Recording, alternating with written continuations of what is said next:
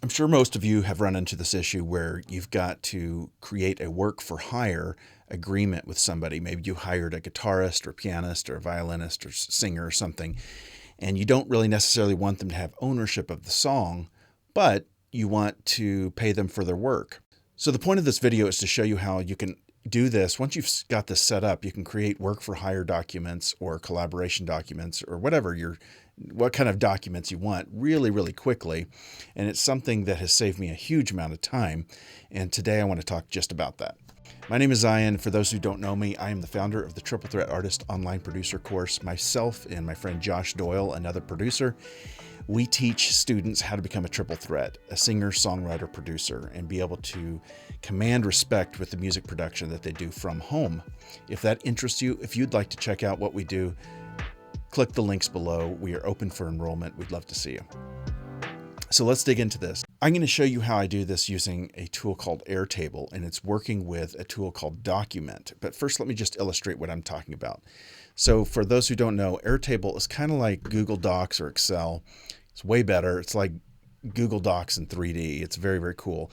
And it would be the scope of this video is not to show you all the ins and outs and how I created all the formulas behind this. You have to learn Airtable to do that. I just want to show you what's possible and then give you the resources if you want to do that. I actually have a small 10-part mini course on how to use Airtable, and it's super cheap. If you'd like to check that out, it's below. That'll help you get started in creating formulas. But I just want to show you what I'm doing here first of all. I'm going to use this as an example. I'm the music director for the Lo-Fi Panda music channel on YouTube. I'll put the link below. And we put out songs every single week. And so what I do is I curate songs from other producers and pay them for their time and for their work. And I put it all together and I either mix it myself or I have somebody else mix it. But I kind of run this channel, okay? So I've got to pay my people. I got to pay my producers, my mixers. So this Airtable sheet is actually how I do that. So let's take one of my guys. His name's Gino. He's an awesome producer. I create a new, basically a new record in here. This is kind of like, this is the new invoice. I can kind of call it 25. And I'm going to select the songs that I need to pay him for. Now I have this filtered so that I only see the songs I have not paid him yet for. And I'm going to go ahead and add those in here. And when I add them, it disappears from the available list. And after I've got all those in there, I'm going to come over here and create a date for this. Let's say it's the 6th of December. And it's going to put all the songs in here. And I'm just going to click this Create Agreement button. Now what happens is I have an automation that's running in here. And that automation is going out to a program called Documint, and it's creating an invoice for me. So now I can just click this, and the invoice was created for me. I've had it, the whole thing filled out. It's got the date, myself, my company, the work set. I call it the smorgasbord. It's 25. It's just my funny name for it. All the terms. Do not copy my text in here.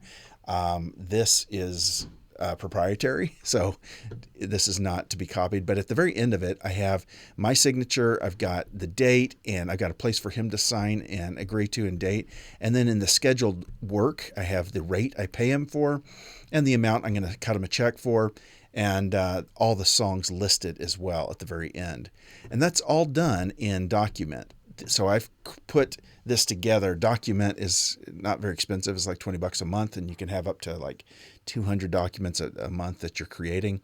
But it's taking these variables from Airtable and taking whatever those variables are from this, going back here, from this Airtable workspace and or table, and it's filling it in. It's filling in all those little cells and then creating a document and then putting it into my Airtable. And then I can actually click send email, and it'll send him an email with this document, and then he signs it and sends it back, and then I pay him. It's pretty slick, and this has saved me a huge amount of time. Again, the scope of this video is not to show you all the nuts and bolts of how to do this. The scope of this is to show you that you can do this, that this is possible. And with a little work, a little, finessing and learning Airtable and learning Documint, and you can do this yourself. You can create this kind of template yourself. I'm going to put a link to Airtable below. I'm going to put a link to my Airtable little course. It's a mini course on how the whole thing kind of operates and how it works. And I'll put a link to Documint and to a couple other videos. A buddy of mine named Gareth puts out great videos, and he shows exactly how to set this up. All right, guys, I hope that helps. I'll see you next week for another tutorial. In the meantime, if you have any questions, hit me back, hit reply to this email, or put comments below in the YouTube video. See you guys.